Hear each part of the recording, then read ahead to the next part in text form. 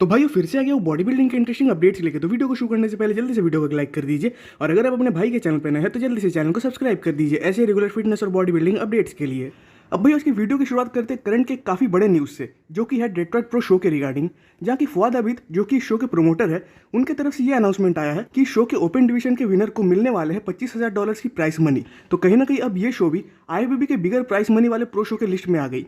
वैसे ये शो होने वाली है अप्रैल महीने में, यानी आर्नो क्लासिक ब्राजील के बस एक हफ्ते बाद ही, और आर्नो क्लासिक यूके से इस शो के बीच बस 4 हफ्तों का ही गैप रहने वाला है। तो इस न्यूज़ को सुनकर शायद आप में से बहुत लोग सोच सकते हैं कि तब शायद से हार्डी या सैमसन इस शो में कम्पीट करने आ जाए, बट मेरे अकॉर्डिंग ये तो नहीं होने वाला, क्योंकि हार्डी या सैमसन का एम प्राइस मनी जीतना या ओलंपिया में क्वालिफाई होना नहीं है, बल्कि ओलंपिया को जीतना है, जो कि इस साल तो अक्टूबर महीने में होने वाली है, यानी 2023 के कंपैरिजन में एक महीने और पहले। तो उस हिसाब से सारे कंपटीटर्स को एक महीने का कम ही टाइम मिलने वाला है इस साल ओलंपिया प्रेप के लिए। बाकी बात करें शो में एक्चुअली कौन कौन से बॉडी बिल्डर कम्पीट कर सकते हैं, तो यहाँ पहला नाम आता है मार्टिन फिट्जवाटर का, जो कि ऑलरेडी इस लाइनअप में है। उसके बाद आते हैं जस्टिन रॉड्रिगस, एंड फुआद आबिद ने बीच में कहा था कि मो शावान भी इस शो में कम्पीट करेंगे, और प्राइस मनी को देखकर शायद टोनियो बटन भी इस शो में कम्पीट करने आ जाए। इवन राफेल ब्रांडो ने भी बीच में मसल्स एंड फिटनेस के एक पॉडकास्ट में ये कहा था कि डेट्रॉइट प्रो में वो कम्पीट कर सकते हैं।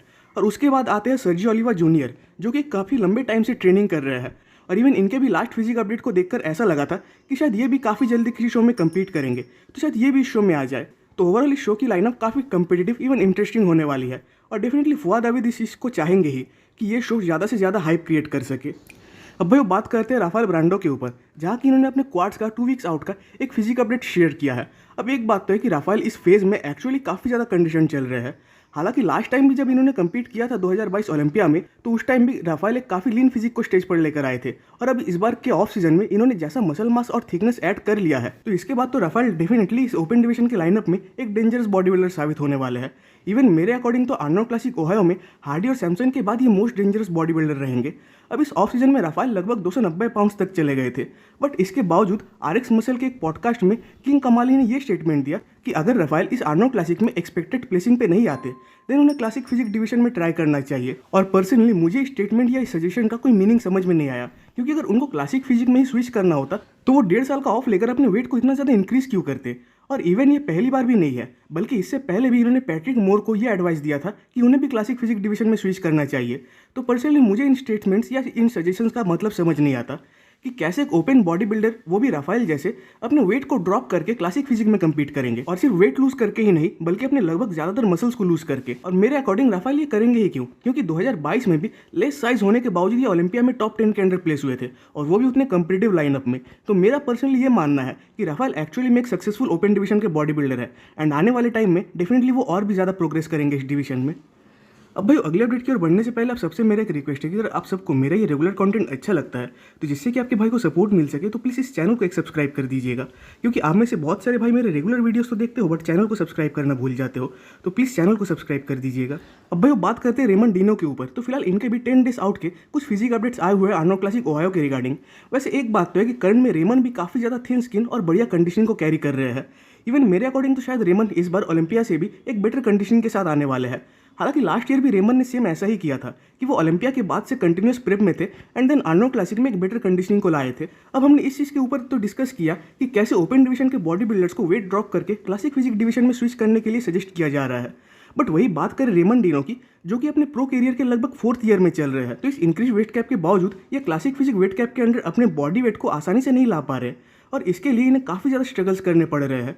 तो अगर ओलंपिया के बेस पे ही हम इनको जज करें, तो अगर रेमन ओलंपिया वाले फिजिक को इस शो में लाते हैं, देन तब भी रेमन आसानी से इस साल अपने टाइटल को डिफेंड कर लेंगे। और पर्सनली रेमन जब तक एक ऑफ फिजिक को लेकर नहीं आ जाते इस शो में, तब तक मुझे रेमन के इस शो को हारने के चांसेस ही नहीं दिखते।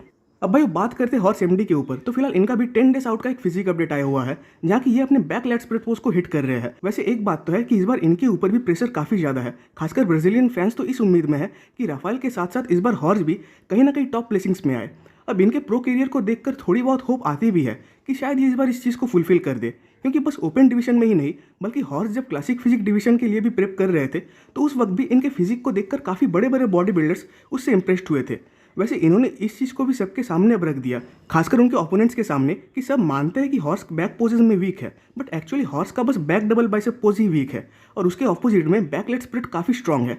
खासकर बैक के विड्थ और बैक के डेंसिटी को देखकर। तो अब देखने वाली बात हुई कि हॉर्स फ्रंट पोजीशन में इस शो में कैसे दिखते हैं। हालांकि इनका तो होप है कि ये टॉप 3 को क्रैक कर देंगे, बट मेरे अकॉर्डिंग अगर हॉर्स टॉप 5 को भी क्रैक कर देते हैं देन वो भी उनके लिए काफी बड़ी अचीवमेंट होगी। अब भाई बात करते हैं एंटोन वेलियंट के इन 10 डेज आउट फिजिक अपडेट्स के ऊपर। तो अगर आपको याद होगा तो ओपन डिवीजन के लाइनअप में कुछ गिने चुने बॉडी बिल्डर्स है जो कि आर्नोल्ड श्वार्ज़नेगर जैसे 3/4 बैक डबल बाइसेप पोज को परफेक्ट तरीके से हिट कर पाते हैं, और उन बॉडी बिल्डर्स में कहीं ना कहीं एंटोन भी आता है। तो एंटोन अपने हर अपडेट्स में इंप्रेसिव तो दिख ही रहे हैं, साथ ही साथ उनकी स्किन भी इन अपडेट्स में काफी ज्यादा थिन आ रही है, और उसके साथ साथ मसल फाइबर्स भी विजिबल है। इवन आप मसल्स में सेपरेशंस भी देख पाओगे बढ़िया। वैसे अगर आपको याद होगा तो आज से कुछ टाइम पहले उनके दोनों बाइसेप्स में टियर आ गया था और हर्ट इश्यूज तो थे ही, बट उसके बावजूद एंटोन इस बार अपने ऑल टाइम बेस्ट फिजिक को ला रहे हैं, जो कि एक्चुअली में एक रिस्पेक्टेड थिंग है। वैसे माना ये ओहायो और यूके दोनों शोज में ही कम्पीट करेंगे, स्टिल इन दोनों शोज से ही इनको ओलंपिया का क्वालिफिकेशन तो नहीं मिलने वाला। तो देखने वाली बात हुई कि ओलंपिया क्वालिफिकेशन के लिए कौन सी शो में कम्पीट करते हैं। अब भाई वो बात करते हैं शिबुशिशो कोटेलो के ऊपर। तो इनका भी इनके मोस्ट मस्कुलर पोज का एक फिजिक अपडेट आया हुआ है। तो इस अपडेट में जो सबसे फ्रीकी चीज़ है वो ये है कि इन्होंने बस अपने प्रेप को शुरू ही किया है और स्टार्टिंग फेज में ये ऐसे दिख रहे हैं, जहाँ की इनकी फिजिक काफ़ी ज़्यादा लीन दिख रही है। वैसे फिलहाल इनका बॉडी वेट शायद कुछ 295 पाउंड्स के आसपास है, बट अगेन इनका हाइट भी ज़्यादा है तो उस रिगार्डिंग बॉडी वेट भी ज़्यादा होगा ही। और इवन इतने वेट पे होने के बावजूद कहीं ना कहीं उनकी फिजिक उतनी ज़्यादा फिल्डअप नहीं दिखती, खासकर इनके इतने बड़े फ्रेम की वजह से। तो फ्रंट से तो इनकी फिजिक काफ़ी बढ़िया आती है, खासकर शेप और सिमेट्री वाइज, बट वही बैक इनका एक वीक पार्ट है, तो इन्हें इस चीज़ को तो इंप्रूव करना होगा। वैसे स्टेज पे तो ये हर बार कंडीशन आते ही है, और इस बार तो इन्होंने अपने ऑफ सीजन में कुछ टाइम्स एंड्रू जैक के साथ भी ट्रेनिंग किया था। तो इस बेस पे हम एक उम्मीद तो लगा सकते हैं कि नेक्स्ट टाइम ये जब भी स्टेज पे दिखेंगे तो एक इंप्रूव फिजिक के साथ ही दिखेंगे। अब भाई बात करते हैं हमारे म्यूटेंट निक वॉकर के ऊपर। तो अब न्यूयॉर्क प्रो में बचे हुए हैं बस 12 हफ्तों का टाइम, और इस बीच निक के तरफ से उनका एक फिजिक अपडेट आया हुआ है, जहाँ की अगर सबसे पहले बात करें इनके शोल्डर टू वेस्ट रेशियो के ऊपर तो वो एक्चुअली में काफी बढ़िया दिख रहा है। और खासकर निक तो एक ऐसे बॉडी बिल्डर है जो कि पास्ट में काफी क्रिटिसाइज हुए हैं इस बेस पे कि उनकी फिजिक एस्थेटिक नहीं दिखती। इवन इनके प्रो कैरियर के पहले वाले फेज में इनको एक ब्लॉकी बॉडी बिल्डर भी कहा जाता था। तो इन सब चीजों के बावजूद निक एक काफी स्मार्ट बॉडी बिल्डर है, क्योंकि उनको एक्चुअली में पता है कि स्टेज पे उनको कैसे पोजिंग करना है जिससे कि उनके जो फ्लॉज है वो स्टेज पे ज्यादा विजिबल ना हो। अब मैं इस बात से तो एग्री हूँ कि निक की फिजिक एस्थेटिक नहीं दिखती, बट इसके बावजूद हम इस बात को इग्नोर नहीं कर सकते कि इन्होंने अपने फिजिक को काफी ज्यादा इंप्रूव किया है। इवन सिर्फ एस्थेटिक के बेस पे ही कोई मिस्टर ओलंपिया नहीं बन जाता। इवन जे कटलर का भी वेस्ट हमेशा से वाइड रहा है, स्टिल उसके बावजूद वो 4 टाइम्स मिस्टर ओलंपिया बने। और कहीं ना कहीं उनका भी जो शोल्डर टू शोल्डर का रेशियो था उसके वजह से वो स्टेज पे बाकी बॉडी बिल्डर्स को डोमिनेट कर देते थे। वैसे निक का तो इस बार एम है कि वो इस बार एक फ्रीकी फिजिक और एक मस्कुलर फिजिक दोनों का मिक्सचर लेके आए। बाकी पर्सनली मेरा मानना है कि निक करंट में जैसे फिजिक को कैरी कर रहे हैं तो न्यूयॉर्क प्रो के लाइनअप में बाकी बॉडी बिल्डर्स तो इस शो को नहीं जीतने वाले, और उन्हें अभी से न्यूयॉर्क प्रो के अलावा बाकी शोज के रिगार्डिंग प्लान्स फिक्स कर लेने चाहिए, क्योंकि निक डेफिनेटली इस शो को जीतने वाले हैं, और तब इस लाइनअप के बाकी बॉडी बिल्डर्स को इस शो के थ्रू तो ओलंपिया क्वालिफिकेशन नहीं मिलेगा। अब भाई बात करते हैं हार्डी शोपैन के ऊपर। तो माना कि आर्नो क्लासिक ओहायो शो में अब बस 10 दिन का ही टाइम बचा हुआ है, स्टिल इस फेज में भी हार्डी काफी हेवी वेट्स को लिफ्ट कर रहे हैं, और मेरे ख्याल से कहीं ना कहीं यही वो राज है जिसके वजह से हार्डी के मसल्स इतने ज्यादा मेचर्ड और डेंस दिखते हैं, क्योंकि हार्डी पूरे साल हेवी वेट ट्रेनिंग किया करते हैं, चाहे वो ऑफ सीजन हो या चाहे वो पीक वीक। वैसे इस बात को भी सभी जानते हैं कि हार्डी शो में काफी इंप्रेसिव फिजिक को लाने वाले हैं। स्टिल सारे फैंस एक्साइटेड इसीलिए भी है कि हार्डी अपने कैरियर में पहली बार इस शो में कम्पीट करने जा रहे हैं, और माना कि सैमसन दादा इस शो के रेनिंग चैंपियन है, इवन टॉप लेवल पे वो भी काफी कम्पिटिटिव बॉडी बिल्डर है। स्टिल जब बात आती है हार्डी की तो उस मामले में पूरा गेम ही पलट जाता है, क्योंकि आखिर तक हार्डी 2022 के मिस्टर ओलंपिया रह चुके हैं। वैसे एक्सपर्ट्स का कहना है कि 2019 वैंकूवर प्रो में हार्डी जिस कंडीशनिंग के साथ दिखे थे वो उनका ऑल टाइम बेस्ट कंडीशनिंग था। इवन वो पहला ओपन डिवीजन का शो था जिसको हार्डी ने जीता था। तो मेरे अकॉर्डिंग अगर हार्डी करंट के साइज के साथ उसी कंडीशनिंग को ला पाते हैं देन डेफिनेटली वो सैमसन को इस शो में आसानी से बीट कर देंगे।